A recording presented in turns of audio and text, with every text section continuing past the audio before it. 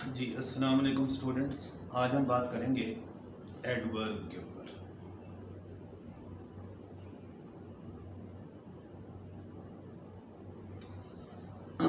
तो सबसे पहले तो एडवर्ब की जो डेफिनीशन है वो आपको क्लियर होनी चाहिए और ये बात ज़हन में रखें, कोई भी पॉइंट, कोई भी टॉपिक जब भी आप समझना चाह रहे होते हैं तो सबसे पहले उसकी जो बेसिक कॉन्सेप्ट है, बेसिक जो डेफिनीशन है वो ज़रूर पता होनी चाहिए।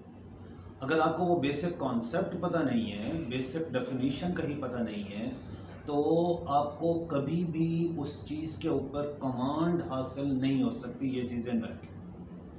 अच्छा, एडवर्ब है, हम बाज़ औक़ात इसके लफ्ज़ को ज़ाहिरी एनालिसिस के तौर पर ले लेते हैं। ज़ाहिरी एनालिसिस का मतलब, देखिए वर्ड है एडवर्ब, मतलब ले लेते हैं एड वर्ब, मतलब हम ये ले लेते हैं।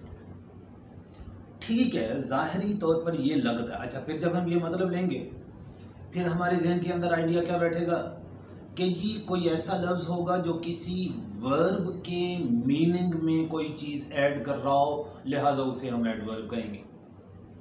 हमारी सोच एडवर्ब के हवाले से यहीं तक महदूद होकर रह जाएगी और ये जो चीज़ है ये हमारे अंदर एक गलत कॉन्सेप्ट डेवलप करेगी। गलत कॉन्सेप्ट, जो सही कॉन्सेप्ट इसके बारे में आप देखें, हम इसकी जो ग्रामर की जो बुक्स हैं इंटरनेशनल लेवल की, वो जो इसको डिफाइन करते हैं और उसके बेसिक पॉइंट्स जो इसके अंदर बताते हैं, देखें वो कहा जाता है कि it is a word that modifies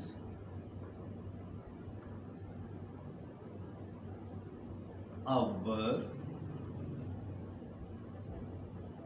an adjective,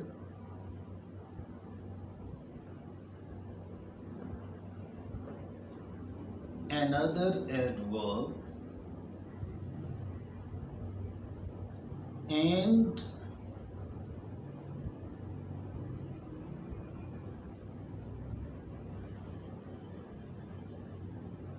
a sentence or a clause।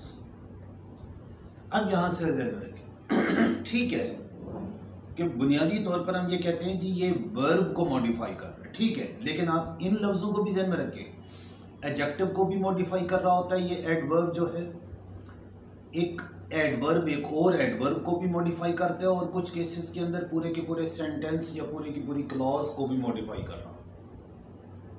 तो अब यहाँ से आप ध्यान में रखें कि ये जो एडवर्ब हुआ करता है वो सिर्फ और सिर्फ वर्ब तक लिमिटेड नहीं, एडजेक्टिव को भी मॉडिफाई कर रहा होता है और एक एडवर्ब दूसरे एडवर्ब को भी मॉडिफाई कर रहा होता है और बाज़ औक़ात पूरी की पूरी क्लॉज या सेंटेंस को भी मॉडिफाई कर रहा होता है। अब हम इसकी एग्जांपल्स में देखें, सेंटेंसेस के ज़रिए देखते हैं कि कैसे। अब देखें, मिसाल के तौर पर हम सेंटेंस लिखते हैं, He is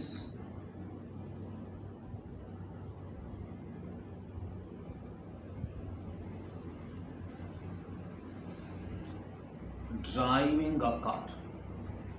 हमने ये सेंटेंस लिखा, He is driving a car।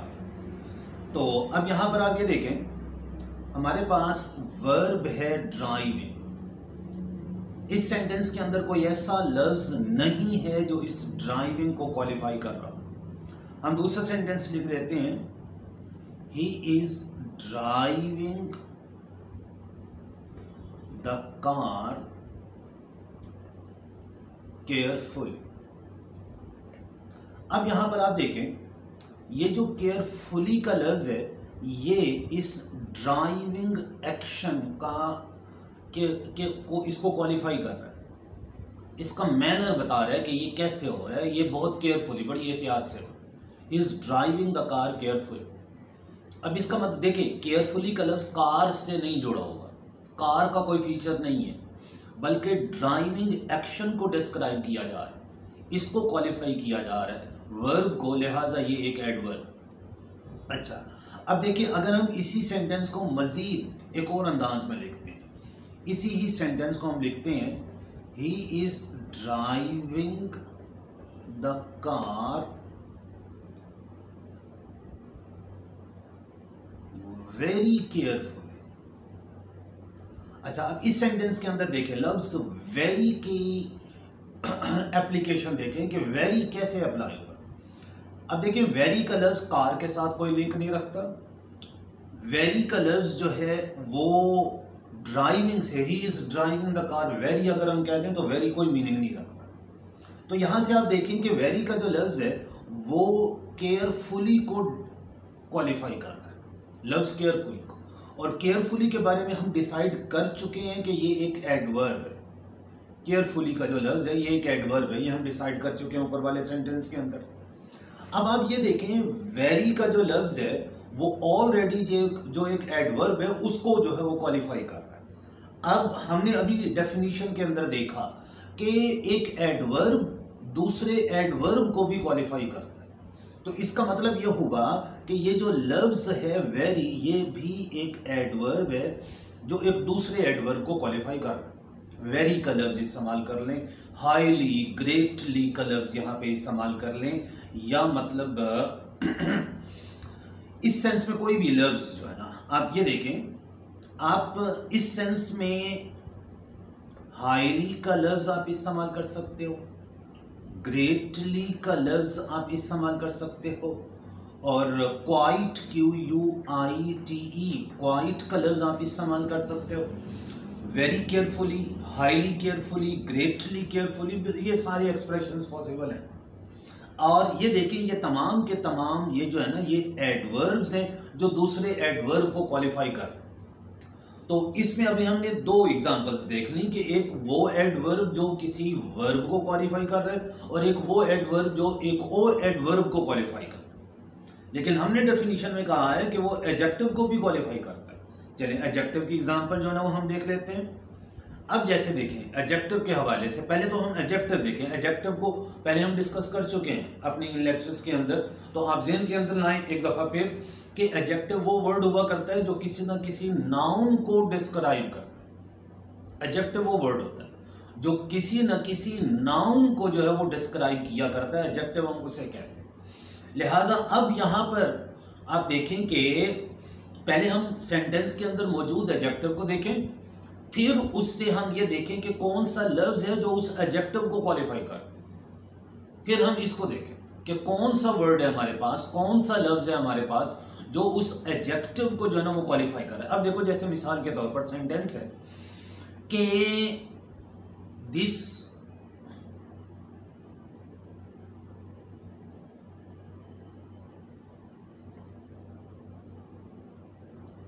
Movie is interesting.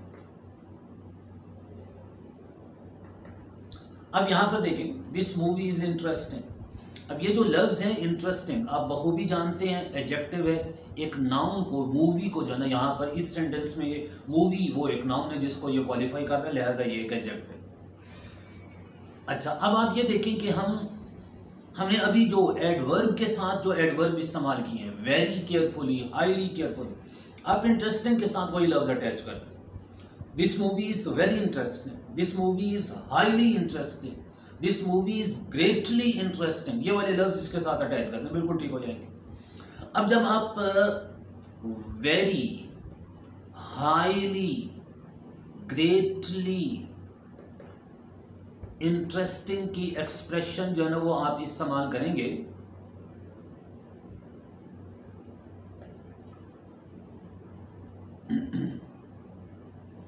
Very interesting, highly interesting, greatly interesting, इस किस्म की एक्सप्रेशन जब आप इस्तेमाल करेंगे तो अब यहां पर आप देखें ये एडजेक्टिव है और उस एडजेक्टिव को क्वालिफाई करने वाले ये सारे अल्फाज ये एडवर्ब्स हैं कि ये इस एडजेक्टिव को जो है ना वो क्वालिफाई कर रहे हैं। तो एक ये चीज ध्यान में रखिए यहां से कि जो एडवर्ब हुआ करता है वो किसी न किसी एडजेक्टिव को भी क्वालिफाई कर रहा है। यहां से हमने ये बात देखी, एडवर्ब एक और एडवर्ब को भी क्वालिफाई करता है, एडवर्ब जो है वो वर्ब को भी क्वालिफाई करता है। अब बात आई सामने एक और बात डेफिनेशन के हवाले से, जो हमने डेफिनेशन लिखी उसमें हमने ये भी कहा कि वो एडवर्ब जो है ना वो पूरे सेंटेंस या क्लॉज को भी जो है ना वो डिफाइन कर रहा होता है, मॉडिफाई कर रहा होता है, और आमतौर पर उस सिचुएशन में वो पूरी क्लॉज की जो मीनिंग है, जो सेंस है, उसके ऊपर वो कमेंट्री होती है, उसके ऊपर जो है ना वो कमेंट्री होती है। अब जैसे मिसाल के तौर पर आप देखें कि हम सेंटेंस लिखते हैं कि fortunately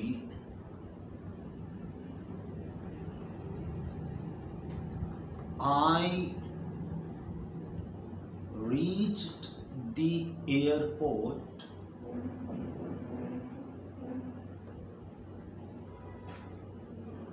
quite in time for my flight.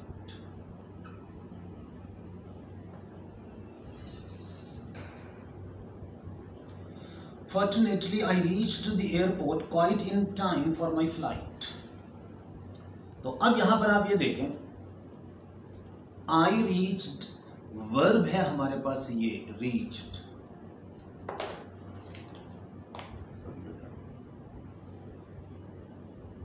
ये है हमारे पास वर्ब। अब गौर करें, I reached the airport quite in time, बिल्कुल ठीक वक्त पर, फॉर माई फ्लाइट, अपनी फ्लाइट के लिए बिल्कुल ठीक वक्त पे मैं पहुंच गया।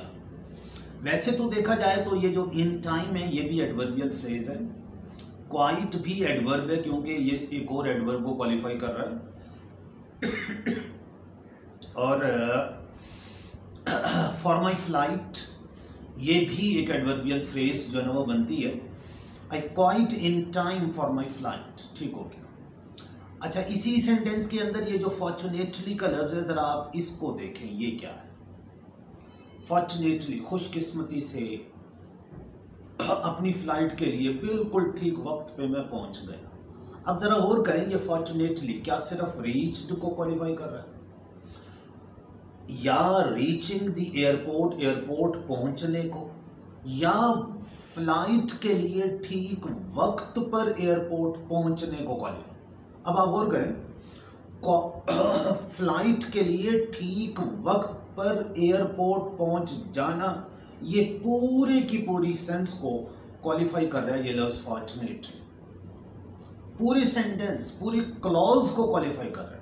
अब ये फॉर्चुनेटली भी एडवर्ब है, लकीली का लम हम लफ्ज इस्तेमाल कर सकते हैं, लकीली का लफ्ज इस्तेमाल कर सकते हैं। इसी तरह अनलकीली हम लफ्ज इस्तेमाल कर सकते हैं, unluckily I could not help my friend in time, I could not help my friend in time, वक्त पे मैं दोस्त की मदद ना कर सका, ये बात अनलकीली थी। ये पूरी बात ये है, इस पूरी की पूरी सेंटेंस, पूरे की पूरी क्लॉज के अंदर जो आइडिया है उसको क्वालिफाई किया जा रहा है अनलकीली से, कि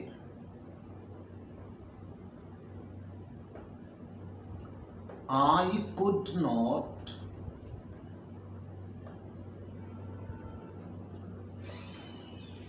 help my friend in the hour of need, कि unluckily I could not help my friend in the hour of need, कि I could not help my friend, मैं दोस्त की मदद ना कर सका, इन दी आवर ऑफ नीड, जरूरत के वक्त। अब इस पूरे सेंटेंस के ऊपर कमेंट्री है अनलकीली, ये उसको क्वालिफाई किया जाता है। अब ये अनलकीली भी एडवर्ब है, तो ये चीज जो है ना वो ज़हन में रखें। यहां पर आप देखें इन दो एग्जांपल्स के अंदर ये जो दो हमने एडवर्ब्स लिखे हैं, फॉर्चुनेटली और अनलकीली, ये जो अल्फाज हैं ये पूरे के पूरे सेंटेंस, पूरी की पूरी क्लॉज को क्वालिफाई कर रहे हैं। एक तो ये बात जो है ना वो अच्छी तरह से आप ज़हन में रखेंगे कि जो एडवर्ब हुआ करता है, और आज से, अभी से अपने जहन के अंदर बिठा लें कि वो सिर्फ और सिर्फ वर्ब तक लिमिटेड नहीं होता। एडवर्ब का लिंक जो है, एडवर्ब जो है वो क्वालिफाई करता है वर्ब को, एडजेक्टिव को, एक एडवर्ब दूसरे एडवर्ब को, और फिर एक एडवर्ब पूरी क्लॉज या सेंटेंस को भी क्वालिफाई करता है। ये बात अच्छी तरह से अब जहन में बिठा लें कि एडवर्ब के बेसिक जो फंक्शंस हैं वो क्या है। यहीं से इसके फंक्शंस सामने आ रहे हैं कि बुनियादी तौर पर उसका लिंक और किस किस लफ्ज के साथ होगा। असल जो ग्रामर है ना, ये जहन में रखें, लफ्ज सेंटेंस के अंदर और पैराग्राफ के अंदर वर्ड्स जो हमने यूज किए हैं, उन वर्ड्स का आपस में जो लिंक है ये है ग्रामर। कौन सा लफ्ज किस दूसरे लफ्ज से जोड़ा है और क्या वो जो लिंक है वो सही है कि नहीं है, इसको ग्रामर कहते हैं। ये ग्रामर इसी चीज का नाम है कि we have to understand the link between the words, कि वर्ड्स के दरमियान जो लिंक है उसको हमने समझना है, इसी चीज का नाम ग्रामर है। तो अब ये चीजें में रखें कि जो एडवर्ब है वो वर्ब, एडजेक्टिव, अनदर एडवर्ब और अ सेंटेंस और अ क्लॉज, इनको क्वालिफाई कर रहा होता है। पहले तो ये कॉन्सेप्ट अपना क्लियर करें। अब हम आते हैं एक और पॉइंट की तरफ, एडवर्ब से ही रिलेटेड एक और पॉइंट की तरफ आते हैं। बस कुछ सेंटेंस के अंदर हमें पता नहीं चल रहा होता कि एडवर्ब है क्या। अच्छा आप देखें, ज्यादातर हमने जो एडवर्ब्स लिखे, लकीली, अनलकीली, फॉर्चुनेटली, केयरफुली, ये ज्यादातर जो है वो एल वाई पे एंड हो रहे हैं। अच्छा, यहां से हमारे जहनों के अंदर एक कंफ्यूजन सी क्रिएट होती है और हमें एक मतलब मिसअंडरस्टैंडिंग सी होने लगती है और हमें यूं लगने लगता है कि जितने भी वर्ड्स एल वाई पे एंड हो रहे होंगे वो एडवर्ब्स होंगे। मिसाल के तौर पर आप देखें, गौर करें, हम लफ्ज इस्तेमाल करते हैं miserly, cowardly, manly, lovely, miserly, cowardly, manly, lovely, हम ये अल्फाज इस्तेमाल करें। अब ये देखें कि इनमें से कोई एक लफ्ज भी एडवर्ब नहीं, कोई एक लफ्ज भी एडवर्ब नहीं, इनमें से कोई एक लफ्ज भी एडवर्ब नहीं है, ये तमाम के तमाम एडजेक्टिव्स। अच्छा, बज़ाहिर सारे माइजरली, कॉवर्डली, मैनली, लवली बज़ाहिर सारे एल वाई पे एंड हो रहे हैं, जैसे केयरफुली, ब्यूटीफुली, या मतलब अभी हमने लकीली, फॉर्चुनेटली ये अल्फाज इस्तेमाल किए, बिल्कुल मैच करते दिखाई दे रहे हैं। तो ये चीज़ ध्यान में रखें कि जब भी हम किसी नाउन के साथ एल वाई अटैच करेंगे, नाउन के साथ, ये ध्यान रखें, तो it will become an adjective. जब भी किसी नाउन के साथ अटैच करेंगे, आप जरा गौर करें, माइजर, कॉवर्ड, मैन और लव, इनको अगर आप गौर करें तो ये सारे नाउन्स हैं। मैन नाउन है, इसी तरह आप देखिए और एग्जांपल देखें, फ्रेंड नाउन होता है ना, आप इसके साथ जब आप एल वाई ऐड करेंगे, फ्रेंडली, अब ये फ्रेंडली का जो लफ्ज है ये एडजेक्टिव है। मैन, वोमन से वोमनली का लफ्ज आप बनाते हैं, वोमनली का लफ्ज आप बनाते हैं, वोमन से वोमनली बना लिया, ये भी एक एडजेक्टिव है, कोई एडवर्ब नहीं है। लव वर्ब भी होता है, नाउन भी होता है, और ये नाउन के साथ जो है ना वो एल वाई अटैच किया गया, तो लिहाजा ये एक एडजेक्टिव बना, एडवर्ब नहीं है।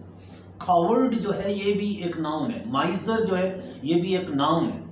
अब इनमें से कोई भी एडवर्ब नहीं है। अब अगर कोई सेंटेंस आप ऐसा देखते हैं कि किसी सेंटेंस के अंदर इन अल्फाज को एडवर्ब के से अंदाज में इस्तेमाल किया गया, यानी इन अल्फाज को किसी वर्ब को क्वालिफाई करने के लिए इस्तेमाल किया गया या किसी एडजेक्टिव को क्वालिफाई करने के लिए इस्तेमाल किया गया, तो वो वहां पे एरर होगी, वहां पे मिस्टेक होगी, क्योंकि ये अल्फाज एडवर्ब्स नहीं है, ये अल्फाज एडवर्ब्स हरगिज नहीं। मिसाल के तौर पर अगर हम सेंटेंस लिखते हैं कि if you face the problems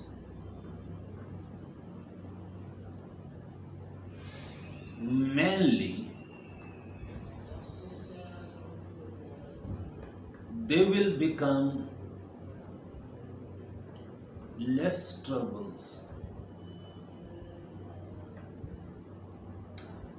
if you face the problems mainly they will become less troubles। अब यहां गौर करें, if you face the problems mainly, अब ये जो mainly है आप गौर करें, हमें ऐसे लग रहा है कि जैसे ये फेस को क्वालिफाई कर रहा हो। फेस जो है ना वो एडजेक्टिव, सॉरी वर्ब है यहाँ पे। इफ यू फेस, अगर तुम सामना करो, अगर तुम फेस करो द प्रॉब्लम्स मैनली, इस अंदाज में मैनली मतलब मर्दानावार मुकाबला करो, तो अब ऐसे हमें लग रहा है कि ये मतलब उस वर्ब को क्वालिफाई कर रहा है। जब वर्ब को अगर ये क्वालिफाई कर रहा है तो फिर ये यहाँ पे एरर है, यहाँ पे मिस्टेक है, ये गलत है। मैनली का लफ्ज एडजेक्टिव होता है, एडवर्ब नहीं होता। इसको हमने एडवर्ब की जगह पे इस्तेमाल किया, यहाँ पे एरर, यहाँ पे गलती। तो ये चीज जो है ना वो हमने देखनी है कि बाज़ औक़ात सेंटेंस के अंदर कोई एडवर्ब जो है ना वो हम इस्तेमाल कर रहे होते हैं, लेकिन एक्चुअली देखा जाए तो वो एडवर्ब है ही नहीं, हमने उसको एडवर्ब के तौर पर इस्तेमाल कर लिया। तो हमें ये पता होना चाहिए, इतनी हमारे अंदर सेंस होनी चाहिए कि हम लफ्ज़ को बता सकें कि ये एडवर्ब है भी कि नहीं। तो ये चीज़ ख़ास तौर पर ध्यान में रखेंगे, ये कॉम्बिनेशन कि जब आप नाउन के साथ ly अटैच करते हैं it becomes an adjective, adverb नहीं बनता। हाँ, जो ऑलरेडी एक एडजेक्टिव है उसके साथ जब आप ly अटैच करेंगे it will become an adverb, तो फिर ये एडवर्ब बनेगा। एडजेक्टिव के साथ जब आप ly ऐड करें, किसी न किसी एडजेक्टिव के साथ, अब इसके ऊपर देखिए हम बात करते हैं कि एडजेक्टिव के साथ जब आप ly ऐड करते हैं, कोई भी एडजेक्टिव है और उसके साथ आप ly ऐड करते हैं, इट बिकम्स एन एडवर्ब। अब यहां पर देखें, अभी ब्यूटीफुल एक एडजेक्टिव, आपने उससे इसके साथ ly अटैच किया और एडवर्ब बना ब्यूटीफुली, ये एडवर्ब है। अच्छा, इसी तरह आप ये देखें, आप सैड का लफ्ज इस्तेमाल करते हैं, सैड एक एडजेक्टिव है, sad mood, sad behaviour, sad person, मतलब एक एडजेक्टिव है। आप जब आप इसके साथ ly ऐड करके लफ्ज बनाएंगे सैडली, ये ठीक है, ये मतलब एडवर्ब है। वार्म, WARM, आप ये एक एडजेक्टिव है, वार्म बिहेवियर। अब जब आप इसके साथ ly अटैच करेंगे इट विल बिकम वार्मली, और वार्मली जो है ना ये एडवर्ब है। जैसे हम इस्तेमाल करते हैं कि ही वेलकम्ड हिज फ्रेंड्स वार्मली, कि उसने अपने दोस्तों को गर्मजोशी से इस्तकबाल किया। ही वेलकम्ड हिज फ्रेंड्स वार्मली। अब यहां पे गौर करें कि ये जो वार्मली का जो लफ्ज है ये वेलकम, इस वर्ब को जो है ना क्वालिफाई कर रहा है, और ये गर्मजोशी से उस मतलब मैनर आ गया वेलकम का, बिल्कुल ठीक है। यहाँ पर ये एडवर्ब है। तो ये चीज़ अच्छी तरह से इसकी पहचान जो है ना वो अच्छी तरह से ध्यान में रखें कि जब आप किसी एडजेक्टिव के साथ एडवर्ब लगाते हैं, एडजेक्टिव के साथ, तो वहाँ पर वो जो है ना वो एडवर्ब हो जाया करता है। अच्छा, यहाँ पर भी एक एक्सेप्शनल केस है एडजेक्टिव के साथ भी। मिसाल के तौर पर गुड का जो लफ्ज़ है, ये एक एडजेक्टिव है, सब जानते हैं, एक आम सा एडजेक्टिव है, लेकिन जब इसके साथ हम ly ऐड करते हैं, गुडली लफ्ज बनाते हैं, तो ये जहन में रखें, ये जो गुडली है ये अभी भी एडजेक्टिव है, ये एडवर्ब नहीं है। ये जहन में रखें कि ये जो एडजेक्टिव,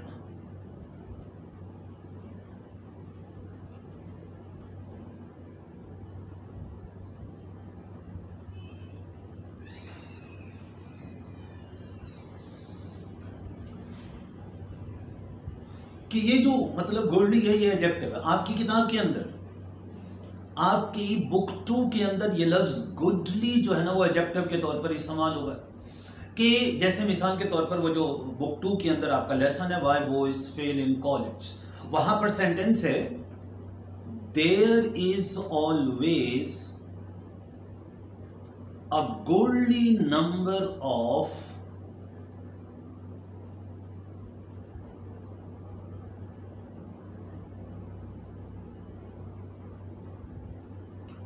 undergraduates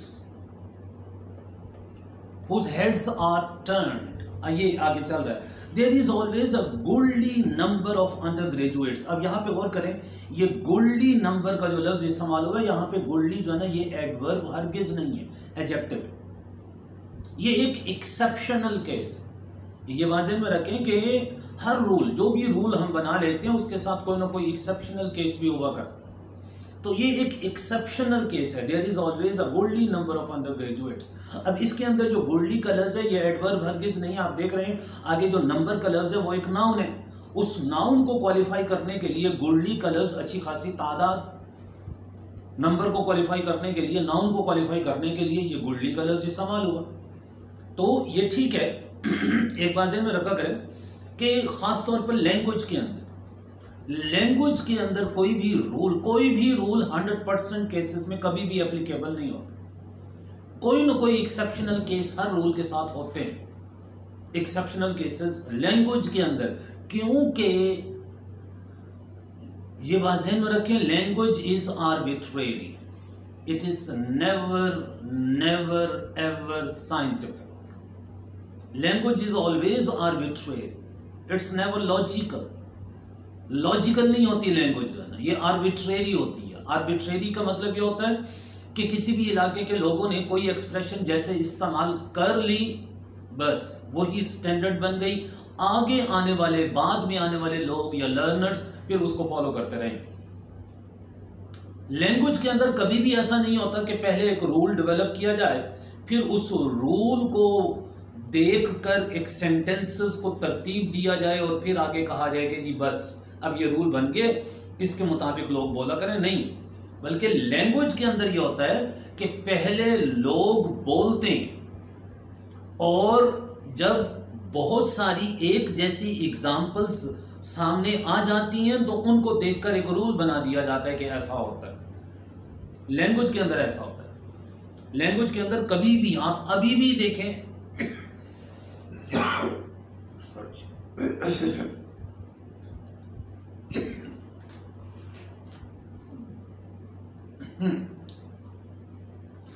अब अभी भी ध्यान में रखें कि लैंग्वेज के अंदर इस वक्त भी दुनिया के अंदर बहुत सी जुबानें ऐसी हैं जिनकी ग्रामर अभी डेवलप नहीं की गई, जो अभी रिटन फॉर्म में भी नहीं आई, बोली जा रही हैं लैंग्वेजेस हैं।